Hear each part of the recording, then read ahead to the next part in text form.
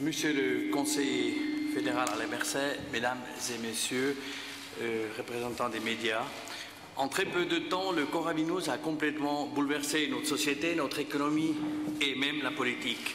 Alors notre vie a changé du jour au lendemain. De nombreux citoyennes et citoyens sont fortement touchés, mais le Conseil fédéral a assuré à tous les citoyens suisses, nous ne vous laisserons pas tomber. Dans ce sens, nous ne vous laisserons pas tomber. Le fait que le Conseil fédéral Alain Berset nous fait l'honneur de sa visite en Valais confirme cette assurance du Conseil fédéral. Au nom du Conseil d'État, je le remercie d'être venu en Valais pour voir comment fonctionne le dispositif sanitaire mis en place dans notre canton pour lutter contre le coronavirus. Je le remercie également d'avoir ainsi témoigné par sa présence de l'importance du travail effectué dans les centres de dépistage ainsi qu'au sein de l'hôpital du Valais. À l'issue des visites aux soins intensifs de l'hôpital de Sion, à l'Institut central des hôpitaux et au centre d'investigation ambulatoire à Sion, nous avons pris tout à l'heure un moment pour un échange très constructif entre autorités fédérales et cantonales. Nous ne vous laisserons pas tomber. Cette vision apporte un message particulier d'encouragement et de reconnaissance à l'ensemble du personnel soignant qui s'engage jour après jour dans un travail titanesque, courageux et tellement indispensable pour le bien des patients et de la collectivité et qui mérite nos remerciements. Votre visite, Monsieur le conseiller fédéral, est également un signe de votre proximité des citoyens, un signe d'encouragement pour notre population qui redoute non seulement la rapide propagation du virus, mais également les conséquences économiques importantes. Et l'incertitude quant à la durée suscite bien des inquiétudes. La présence de M. Berset pour remercier la Confédération pour tout ce qu'elle a entrepris depuis le début de cette crise. Je la remercie aussi tout particulièrement pour le soutien précieux qu'elle apporte au canton. L'État du Valais applique strictement les décisions de la Confédération et les recommandations de l'Office fédéral de la santé publique. Elles permettent une gestion harmonisée de la situation sur l'ensemble du territoire suisse, ce qui est essentiel. Monsieur le conseiller fédéral Berset, aujourd'hui vous rendez visite à notre canton, tout en sachant que le Valais compte parmi les cantons les plus fortement touchés avec le Tessin, Genève et le canton de Vaud. À Berne, que le Valais, avec les cantons du Tessin, de Genève et de Vaud, est le plus sévèrement touché par le virus corona, avec un taux de contamination de 390 sur 100 000 habitants et un taux de létalité de 3,9%, sans parler des cas qui nous sont inconnus. Comme partout, le visage de notre canton a rapidement changé et le quotidien des citoyens s'en trouve complètement bouleversé. Cependant, en raison de sa proximité géographique avec l'Italie, la France et le Tessin, mais aussi de la forte mobilité dans le secteur du tourisme et des travailleurs transfrontaliers, le jour où la vie s'est ralentie est arrivé en Valais plus tôt qu'ailleurs en Suisse. Le Conseil d'État a anticipé le plus tôt possible dans ses efforts pour contenir et ralentir la propagation du virus. Il a aussi été amené à prendre des décisions importantes.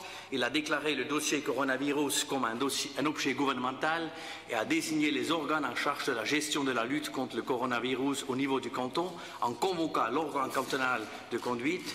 Il a aussi décidé de la création d'une cellule de conduite du réseau sanitaire valaisan pour diriger l'ensemble du dispositif de santé cantonal durant cette crise. Il a notamment permis au département de la santé de mobiliser également des ressources des établissements sanitaires privés. Le Conseil d'État a aussi décidé progressivement, depuis le début de la crise, d'un certain nombre de mesures et de restrictions.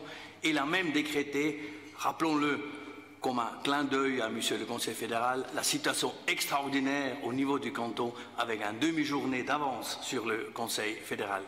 Dans le domaine de la sécurité, un concept d'engagement spécifique de la police cantonale a été élaboré déjà fin janvier 2020 afin de pouvoir concentrer un maximum l'effectif sur la gestion de cette crise avec un appui de la protection civile, de l'armée et des polices municipales. Ein großes Augenmerk richtet die Walliser Regierung auf. Le gouvernement valaisan attribue beaucoup d'importance aux conséquences économiques. Le Conseil d'État a décidé un premier train de mesures au niveau cantonal et très probablement cette semaine, un deuxième train de mesures suivra. Nous remercions le conseiller fédéral pour les aides financières déjà décidées. Or, nous devons constater que bien des personnes et surtout les indépendants passent toujours entre les mailles du filet.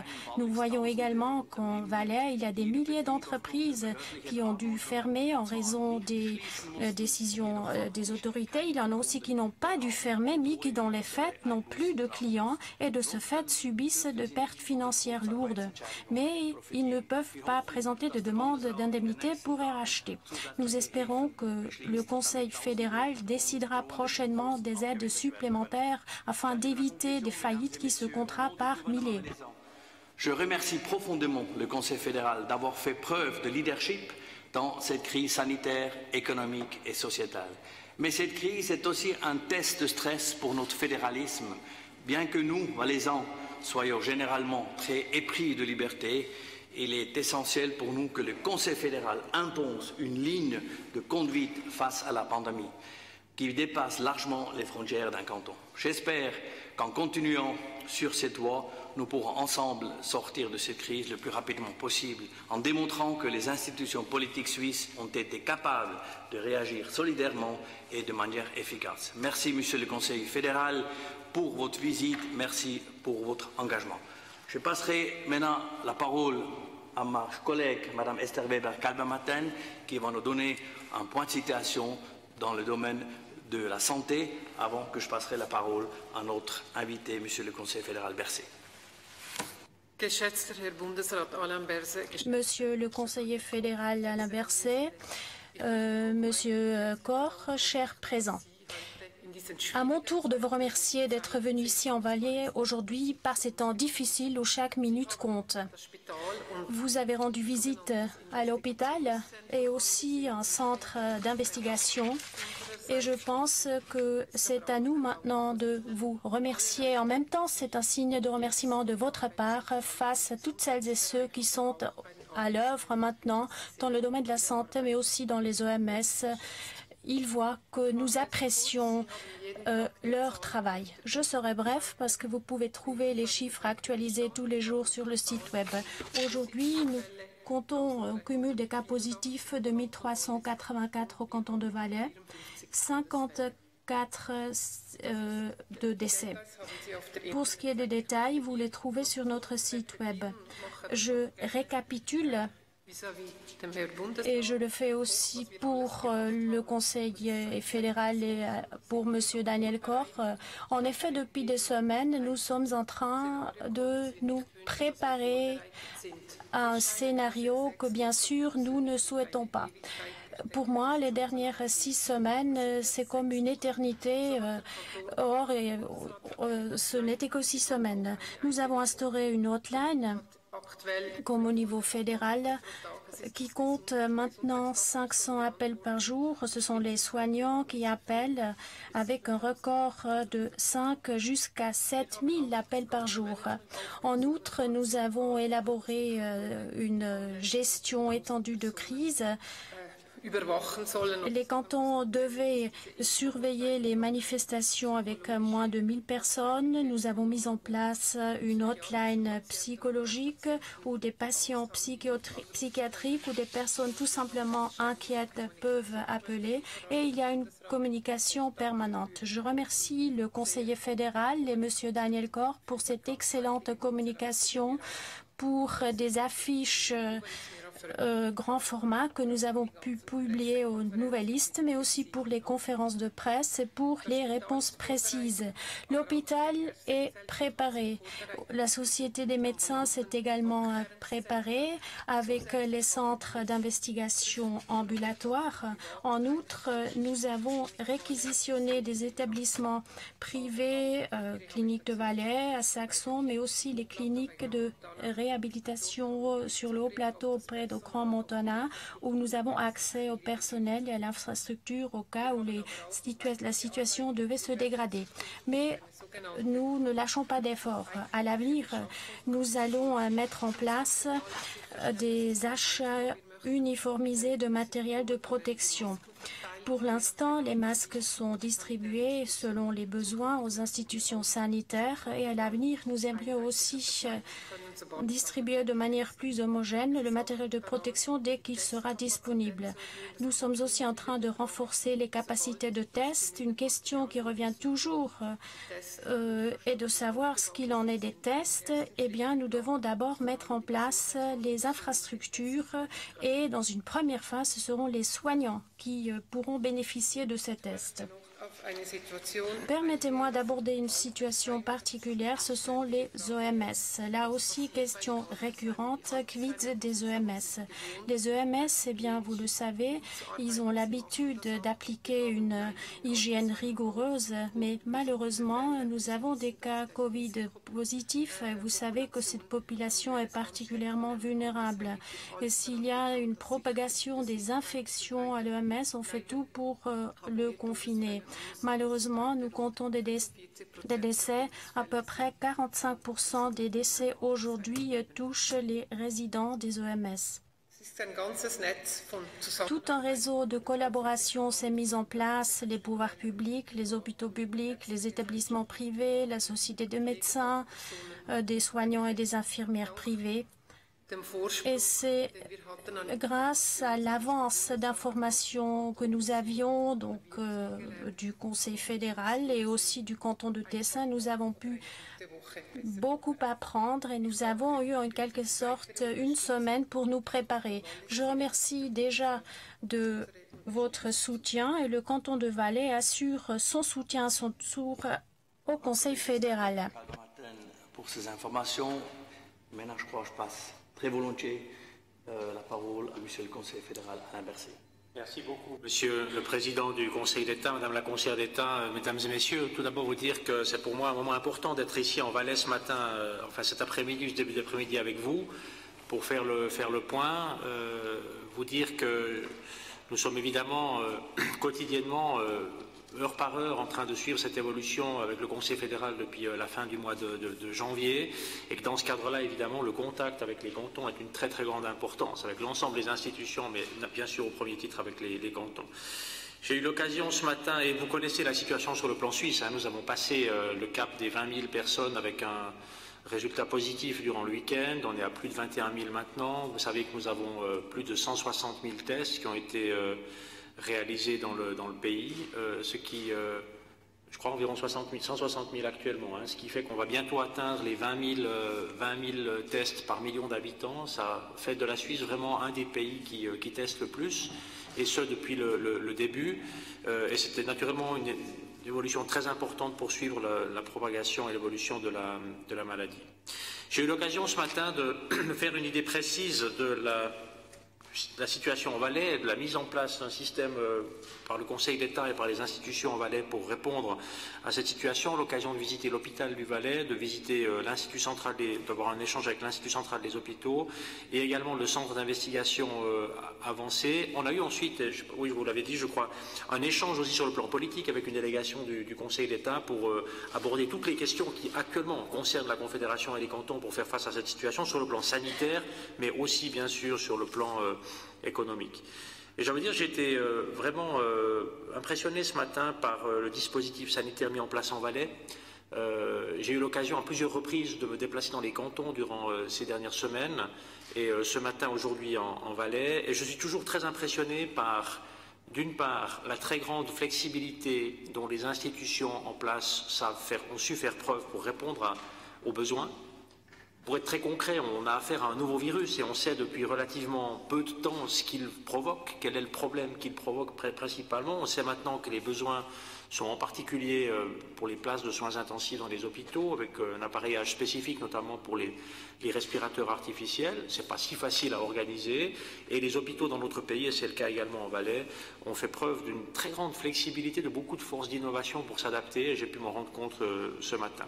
J'ai aussi trouvé très intéressant l'organisation mise en place pour l'accueil des patientes et des patients, le système de prise en charge, de manière à limiter les risques de contamination dans les cabinets privés, d'éviter aussi de surcharger les urgences hospitalières, de garantir aussi les prises en charge médicales pour les autres personnes qui ont besoin d'accès au système de santé. Et je dois rappeler ici que s'il a été très important pour le Conseil fédéral de prendre toutes les mesures nécessaires pour freiner l'évolution de l'épidémie, et si les cantons et les institutions se sont arrangés pour vraiment pouvoir développer les capacités, il s'agit bien sûr de répondre le mieux possible aux besoins des personnes atteintes du coronavirus, mais il s'agit aussi, et c'est très très important, de garantir pour toutes les autres personnes qui ont besoin d'accès aux soins que cet accès reste garanti dans des bonnes conditions. Autrement dit, d'éviter toute surcharge des structures sanitaires en général et des structures hospitalières en particulier.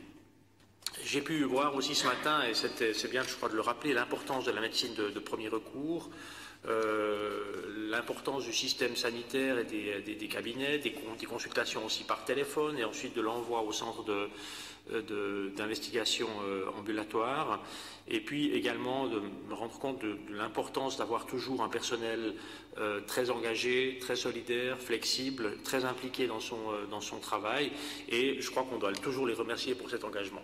Il ne faut pas oublier que toutes les personnes qui aujourd'hui travaillent, que ce soit dans les structures évidemment sanitaires, hospitalières, dans le domaine des soins, mais aussi dans d'autres domaines qui font que notre pays peut continuer de fonctionner. Il fonctionne plus lentement que d'habitude, mais il fonctionne. Ces personnes doivent être remerciées pour leur engagement dans ce cadre-là. C'est bien sûr le cas dans les magasins pour acheter de quoi manger. C'est évidemment le cas aussi dans les transports, par exemple, ou dans les services où nous avons besoin de pouvoir avoir accès à ces capacités, à personnes qui travaillent pour qu'on puisse continuer à vivre dans de bonnes conditions. Dans ce cadre-là, la collaboration entre cantons et confédérations est très importante. Je crois que la situation actuelle a exigé du Conseil fédéral de prendre des mesures très rapides, dans un rythme et, je dirais, avec une portée pas facile à égaler, disons. Vous imaginez la limitation que nous avons dû engager des libertés fondamentales, l'interdiction de rassemblement, l'interdiction de manifestations publiques, la fermeture de tous les lieux publics, en réalité, accessibles au public, y compris les restaurants, les cinémas, les théâtres. C'est une restriction massive. C'est une restriction massive des libertés que nous avons. C'est une modification très importante de notre mode de vie, et le Conseil fédéral s'est résolu à faire ce pas pour que notre pays traverse cette situation le mieux possible. Il s'est résolu à faire ce pas parce que la priorité principale du Conseil fédéral, c'est la santé, mais il s'est aussi résolu à faire ce pas pour essayer de minimiser les impacts négatifs de cette situation sur notre société. Et ce n'est pas évident à faire parce que vous aurez vu que dans d'autres pays qui ont été dépassés ou qui se sont laissés surprendre par l'évolution de cette maladie, eh bien souvent les mesures ont été ensuite beaucoup plus brutales encore pour éviter la surcharge ou le collapse complet du système de santé. Et donc l'objectif que nous avons, évidemment, ça n'est pas de rester par plaisir dans ces mesures.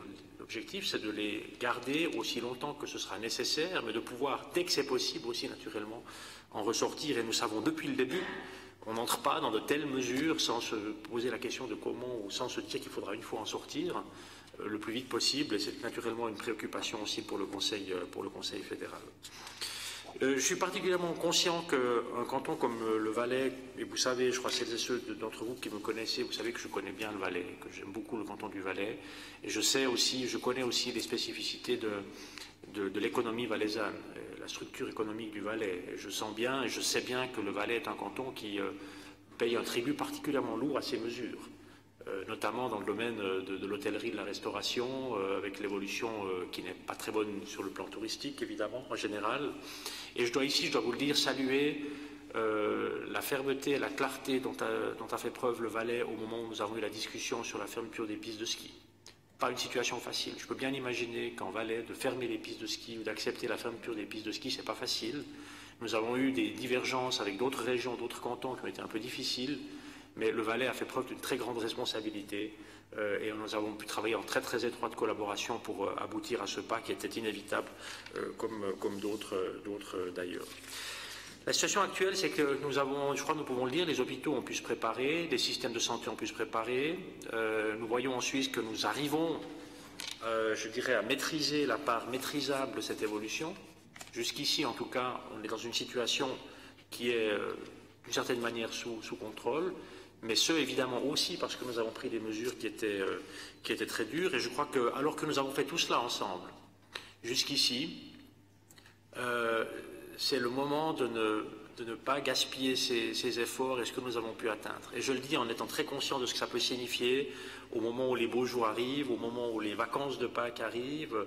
Eh bien, ce sera une période de Pâques et un mois d'avril un peu différente d'habitude.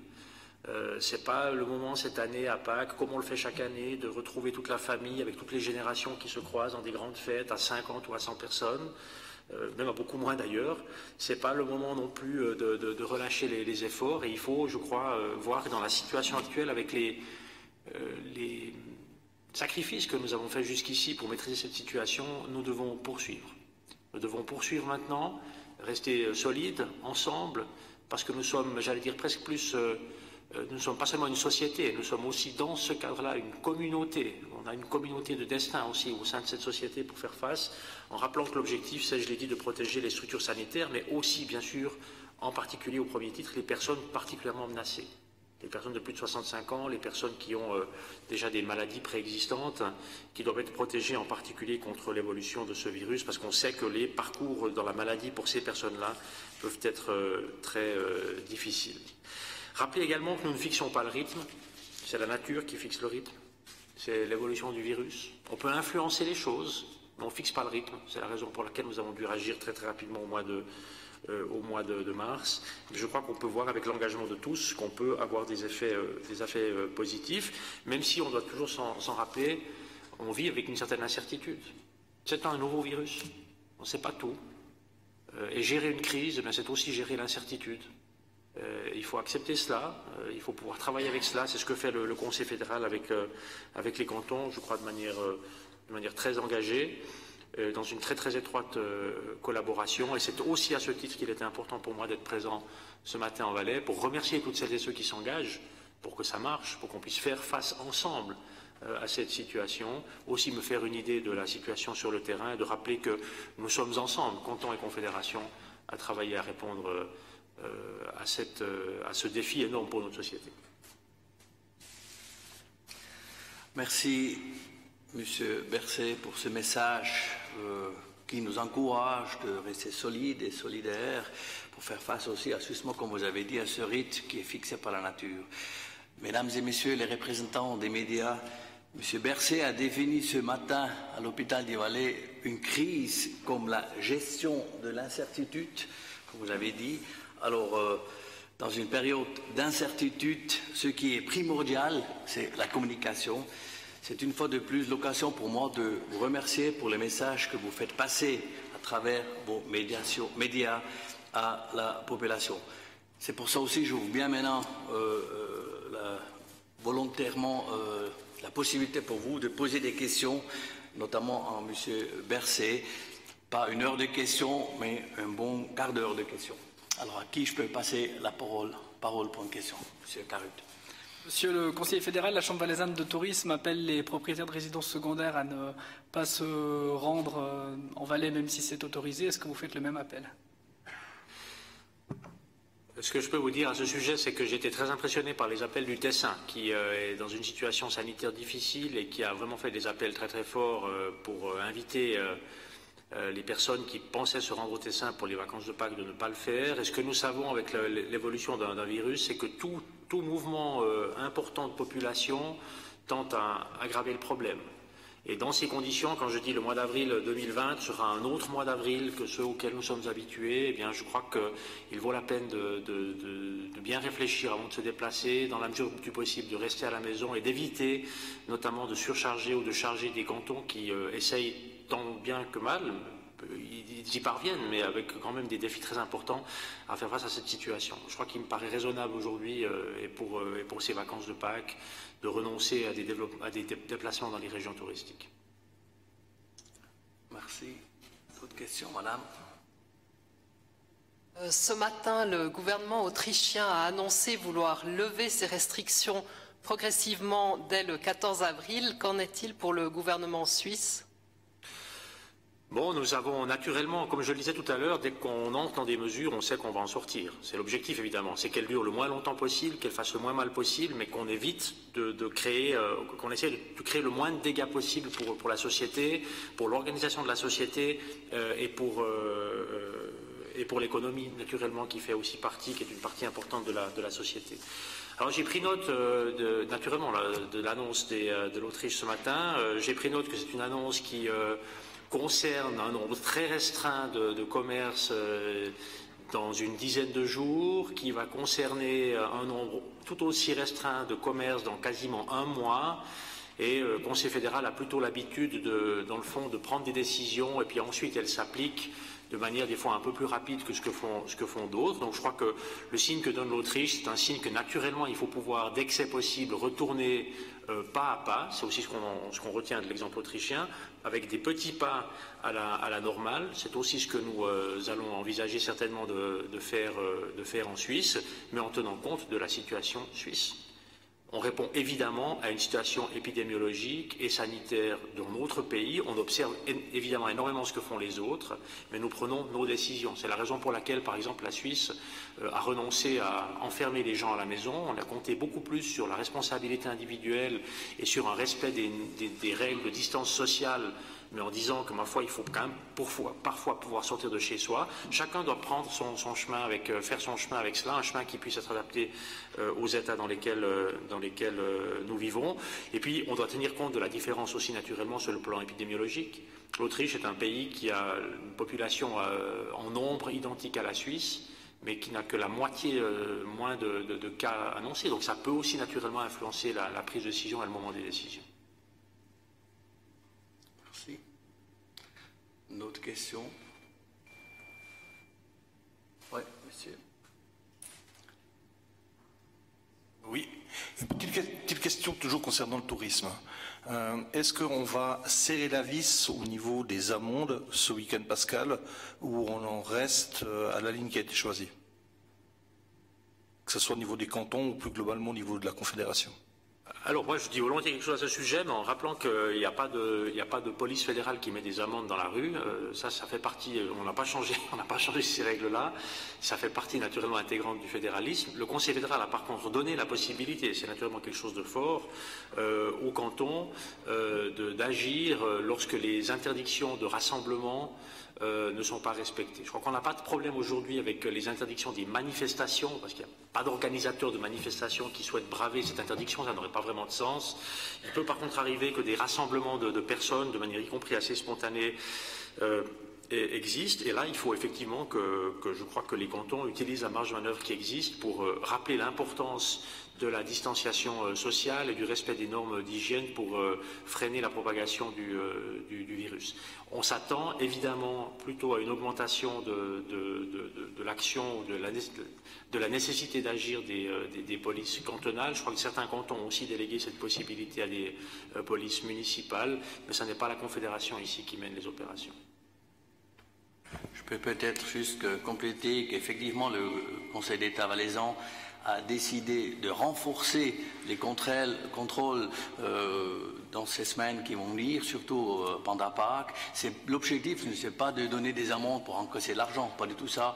L'idée, c'est justement d'informer les gens, qui sont peut-être encore rassemblés, 6, 7 ou 8 personnes pour dire tenez la distance, je crois que c'est ça qui est important, c'est plutôt l'information pour respecter. Mais vous avez aussi pu constater, vous avez pu lire dans les sondages que les Valaisans sont des bons élèves, wir halten uns an die Empfehlungen.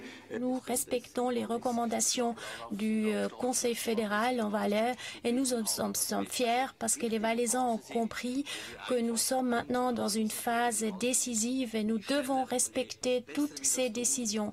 Plus nous le ferons, mieux nous le ferons, et bien plus rapidement nous pourrons retourner à la normale, ce qui est bien sûr l'objectif commun. Oui, monsieur. Est-ce que ce renforcement des mesures pourrait passer plutôt que par un confinement, par des mesures qui seraient un couvre-feu? J'ai été surpris comme vous ce matin de constater que les traductions d'une interview que j'ai donnée en Suisse alémanique parlaient de couvre-feu. Jamais parlé de couvre-feu. C'est une erreur de traduction, je ne sais pas où elle s'est produite, mais enfin ça fait partie de couacs qui peuvent arriver.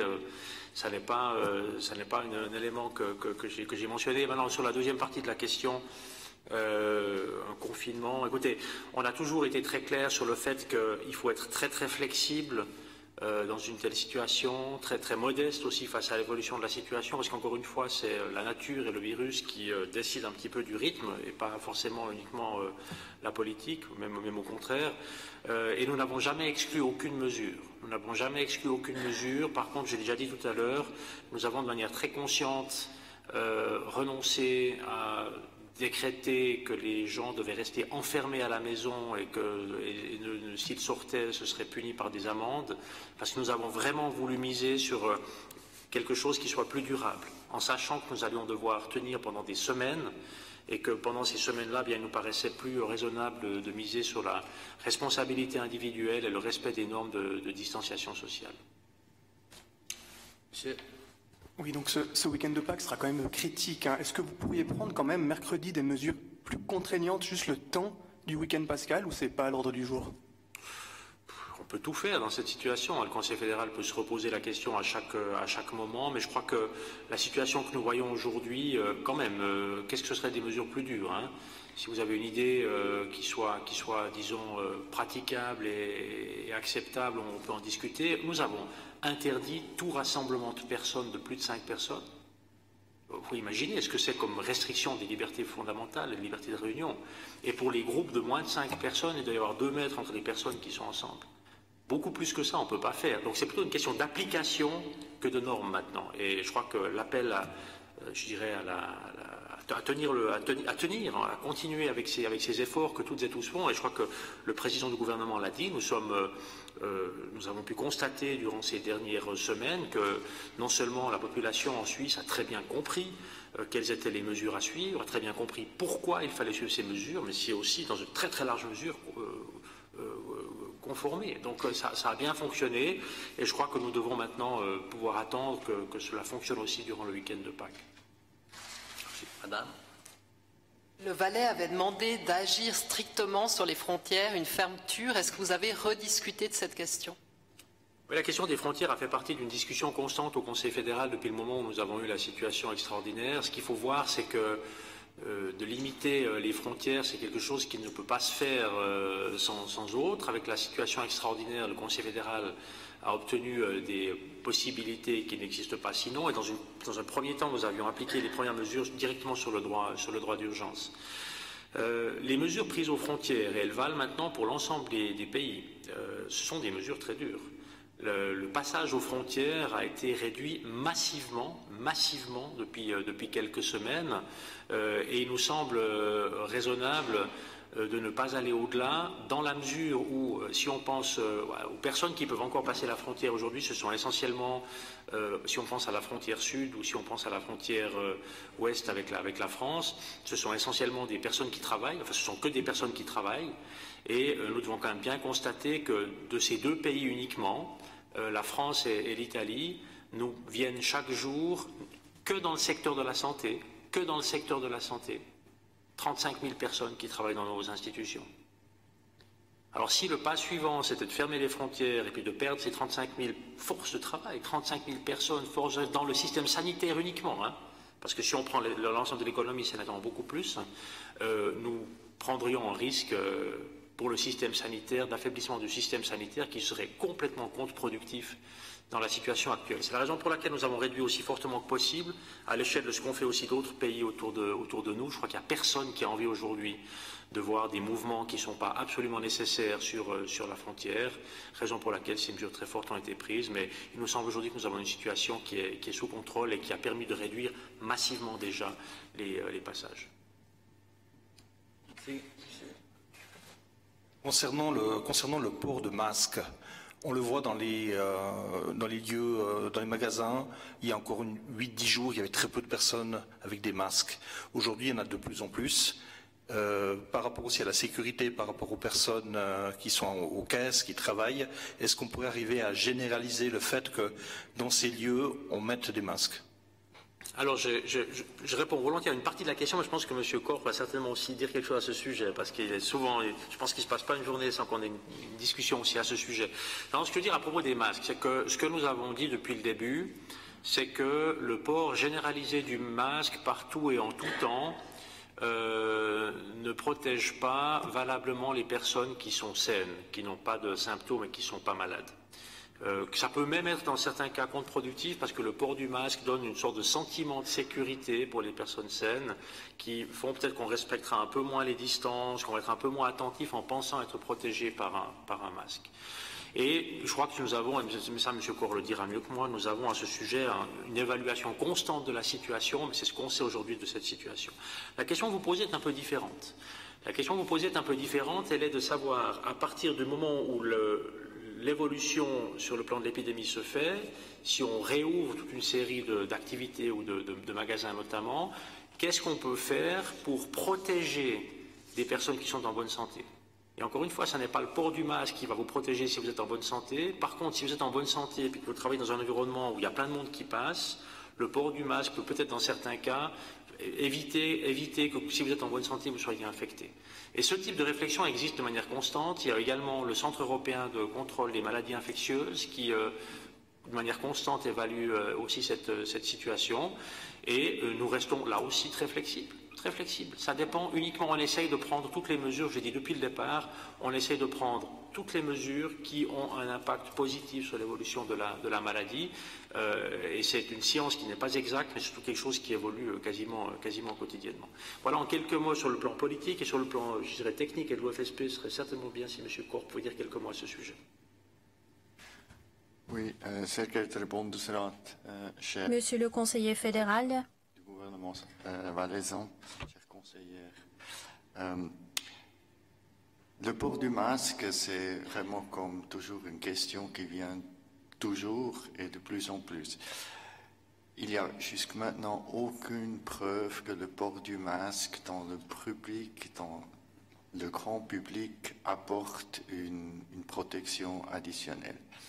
Mais bien sûr, le port du masque, il protège, si c'est les malades qui portent, il protège le personnel soignant quand ils savent comment et où utiliser le masque. Mais pour le grand public dans les rues, c'est certainement pas ça qui apporte de sécurité additionnelle. Par contre, ça pourrait être vraiment contre-productif parce que le port du masque, ça attire les gens plutôt de plus respecter les distances nécessaires. Par contre, ça qu'on va certainement faire, c'est on va suivre la situation très précis ces premiers jours, aussi qu'est-ce qu'il dit les autres institutions, et c'est bien possible qu'on va recommander des ports de masques dans des situations spécifiques pour des personnes spécifiques. Et finalement, à la fin, je vais vous dire, c'est pas interdit de porter des masques. Seulement, il faut savoir est-ce que ça aide ou ça aide pas.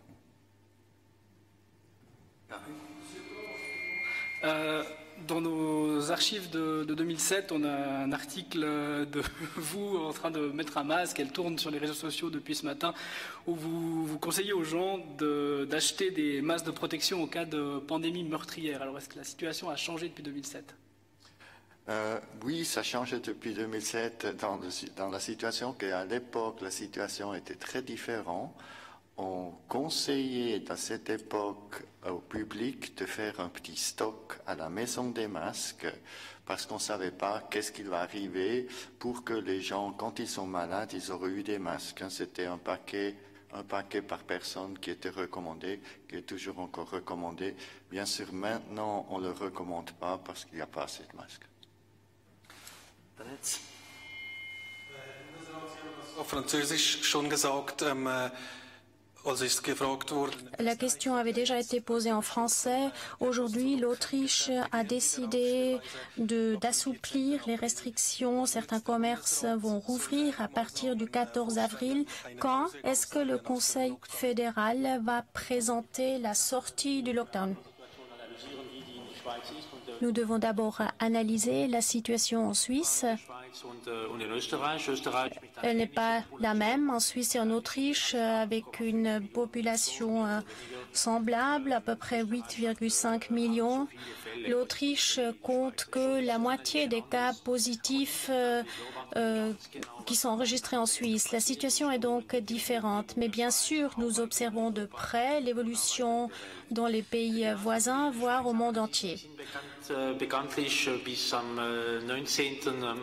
Comme vous le savez, les mesures en Suisse sont limitées au 19 avril. Question, qu'est-ce qui se passera le 20 avril?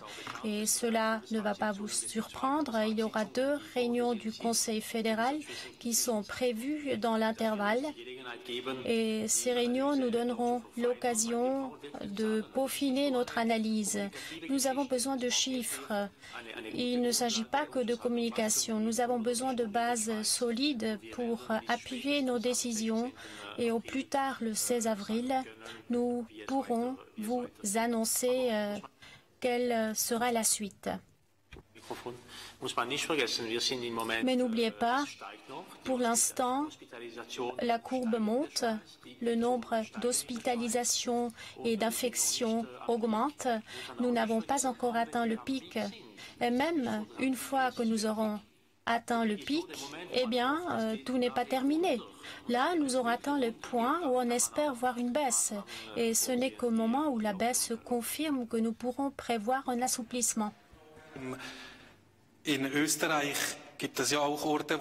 En Autriche, il y a aussi des régions avec de nombreuses résidences secondaires. À Salzbourg, on a commencé à noter les numéros des plaques minéralogiques pour éviter le passage. Le Valais aussi connaît un grand nombre de résidences secondaires. Maintenant, à l'approche de Pâques, est-ce que le Conseil fédéral va renforcer les restrictions ou est-ce qu'il faut faire appel au bon sens pour que les gens restent chez eux?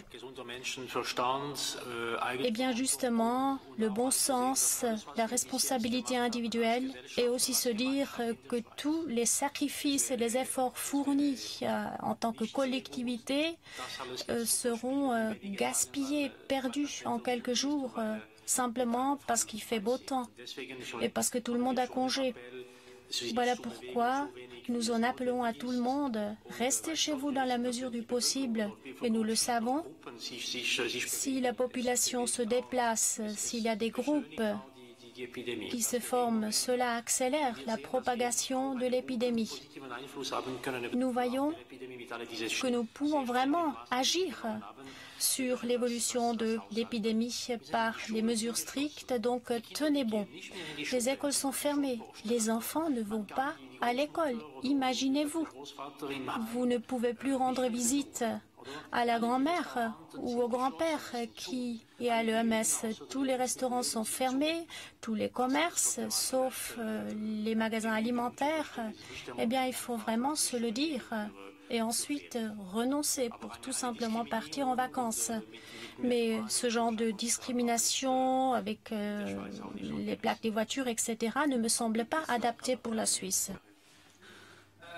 Les propriétaires de résidences secondaires qui viendront quand même fatalement en Valais ce week-end, est-ce qu'on peut quand même leur faire des recommandations? Vous venez, mais vous faites les courses avant, vous n'allez pas marcher, vous restez dans votre chalet ou pas?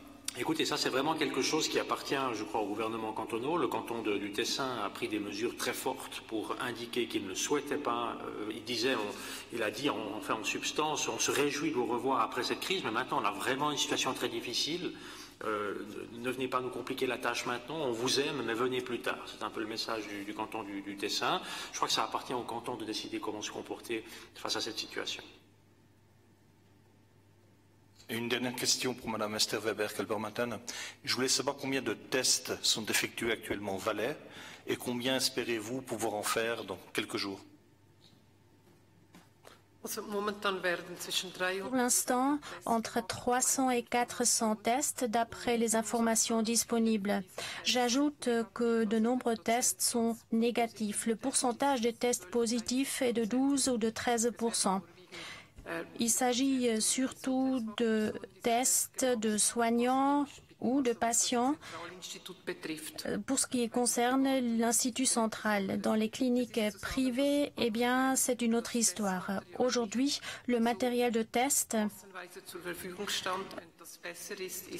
avait une disponibilité limitée et quand la disponibilité augmentera, nous ferons plus de tests pour les soignants qui travaillent dans les institutions sociales, mais surtout dans les EMS. Et aussi à l'hôpital. Voilà pour ce qui est de nos projets, mais tout dépend aussi de la disponibilité du matériel de test.